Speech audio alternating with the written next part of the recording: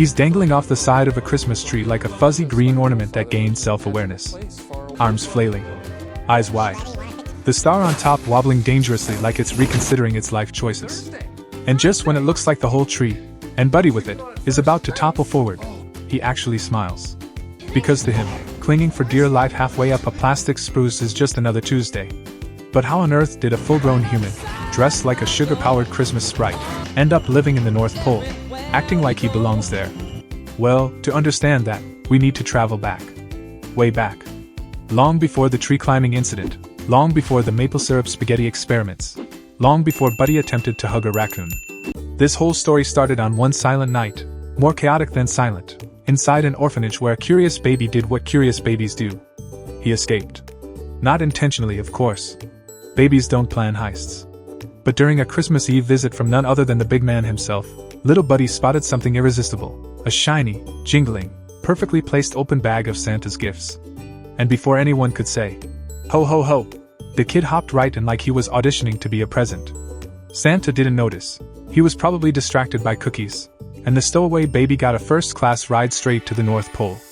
This is where the story takes its very first tender turn. Instead of panic, fear, or, "Hey, why is there a human child in our toy bag?" the elves gather around with the gentlest curiosity. Santa looks at the baby looks at Santa, and the entire room collectively melts. He doesn't belong here, but in that moment, somehow, he does. Papa Elf steps forward, patient, kind, and absolutely not prepared for the chaos he has just volunteered for, and decides to raise the little guy himself. And just like that, Buddy becomes the only human child ever raised by elves. Of course, being a human in a world built for tiny pointy-shoe toymakers comes with challenges. Small chairs, tiny toilets, ladders leading into beds the size of shoeboxes. Buddy tries so hard to fit into this world but keeps bumping into the ceilings. Literally. Every room designed for elves feels like a daily obstacle course. And even though he never complains, the difference is impossible to ignore. But Buddy doesn't see any of that. He loves his home. He loves his dad. He loves being part of something magical. The elves adore him too. Sure, they maybe could do without his marathon hugging sessions, but Buddy's innocence and joy brighten every corner of the workshop. That joy, however, starts to crack the day he discovers the truth. And it happens in the most gentle, heartbreaking way. Buddy tries out for the toy-making team. He tries so hard. He gives everything. But his toy output is, well, let's call it, enthusiastically below average. Papa Elf, meaning well, explains that humans have slower toy-building speeds, not as bendy fingers, and a tendency to grow over 6 feet tall. Buddy laughs it off. Surely he's just a bigger-than-average elf, right? Right. The others start whispering. He overhears things. Snippets. Comments. And then, during a conversation he wasn't supposed to hear, he discovers it. He's human. Buddy's heart shatters in slow motion. He stumbles outside, confused, devastated, staring at his own hands like they're strangers. If he's not one of them, then what is he? Papa Elf sits him down and explains the truth, that Buddy was adopted, that he came from another world far away, and that he has a biological father in New York City named Walter Hobbs. Then comes the twist. Walter isn't on the nice list. The poor guy's record is basically a catalog of overdue empathy.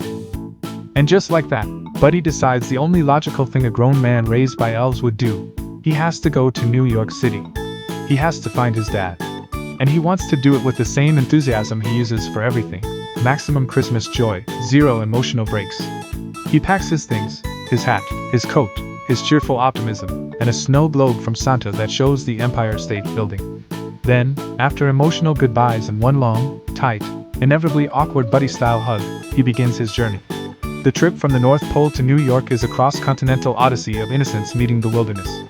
Buddy waves at an owl. He strolls past a bunch of animals who do not understand why a grown man is smiling at them like they're old friends from summer camp. Eventually, he reaches the edge of the magical world and steps into the real one. Concrete, cold winds, honking taxis, and crowds of people whose holiday spirit evaporated somewhere during their morning commute. Buddy's bright green outfit stands out like a Christmas tree at a Halloween party. New Yorkers stare. They bump into him. They grumble. But Buddy is unfazed. Everything is new, everything is beautiful, and nothing can dent his joy. Not even getting hit by a taxi, which he walks off like someone lightly tapped him with a pillow. The moment Buddy reaches the Empire State Building, everything changes. He meets Walter, the long-lost biological father who reacts, well, like any tired adult would react when a man dressed like a member of Santa's marching band announces he's his son. Disbelief. Shock. Mild panic. A phone call to security. Buddy is escorted out. But you can't squash the spirit of someone raised on candy, kindness, and unconditional love. Buddy tries again, and again, until Walter's wife, Emily, suggests something wise: invite Buddy to stay. Just to make sense of things. Buddy enters Walter's home like it's a magical palace, overflowing with curiosity and zero sense of personal boundaries. Emily finds him sweet. Walter's son Michael thinks he's weird. But slowly, gradually, in tiny doses, they start seeing what makes Buddy special. Meanwhile, Buddy needs a job. So he ends up in Gimbel's, a giant holiday-themed department store with employees who are definitely not operating on Christmas cheer. When Buddy hears Santa's coming tomorrow, he reacts like someone told him he won the lottery. He spends the entire night turning the store's decorations into a winter wonderland of paper snowflakes, lights, and handcrafted magic. And then Santa arrives. But this is not Santa. This is a mall Santa wearing a beard held on with cheap elastic. Buddy confronts him with the furious innocence of a betrayed toddler. Chaos erupts. Decorations shatter. Children cry. The fake bearded man gets body slammed. And just like that, Buddy ends up fired. But not everything collapses. Because this is where he meets Jovi. Jovi is the opposite of Buddy, tired, cautious, soft-spoken, and just trying to get through the day. Buddy's relentless optimism doesn't annoy her the way it does everyone else. It actually warms her. Bit by bit. His goofy compliments, his fearless sincerity, his lack of self-consciousness, they disarm her. She sees the sweetness beneath the absurdity. Their connection is clumsy but adorable. Especially when Buddy gathers the courage to ask her out, which he delivers like a kid confessing he ate glue but hopes no one is mad. Back home, Buddy slowly melts Walter's icy exterior too. First with spaghetti drowning in syrup. Then with snowball fights where Buddy turns into a long-range winter artillery cannon. Michael goes from confused to impressed. Slowly, a real family emerges.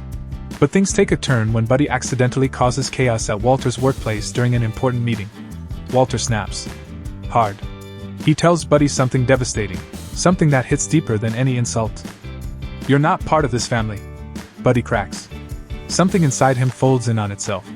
He wanders New York alone, a bright green suit dimming under the weight of sadness. For the first time ever, the world feels big. Cold. Unwelcoming. He leaves a goodbye note and runs.